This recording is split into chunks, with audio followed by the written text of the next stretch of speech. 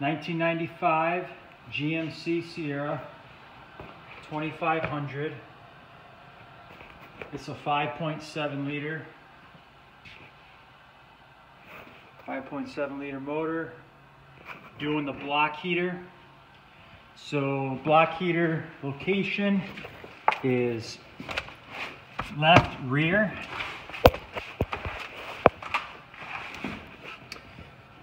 There it is. What I did on this was I just pulled my oil filter and probably a quart or less came out because most of the fluid is in the oil pan there.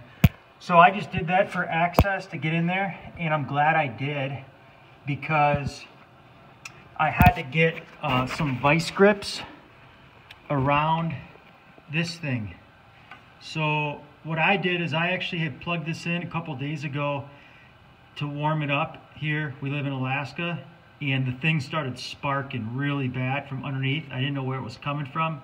So I just unplugged it quick, and I knew that something was bad. So I got under here, and sure enough, the cord was all corroded, just a real mess. Probably want to make sure when you get your old heater, your block heater out, that you get your old seal out as well, because you know, you don't want it to be left in there. So I don't have a ton of time or resources where I live to, you know, flush it like they recommend. They recommend you flush this thing before putting a new one in. I'm not going to do that. The radiator was flushed a couple years ago, and I'm just going to put the new block heater in there. Maybe lightly hit that with sandpaper just to kind of clean it up, and then tighten her down and fill it up with fluid or coolant and hope for the best. 95 GMC 5.7 liter block heater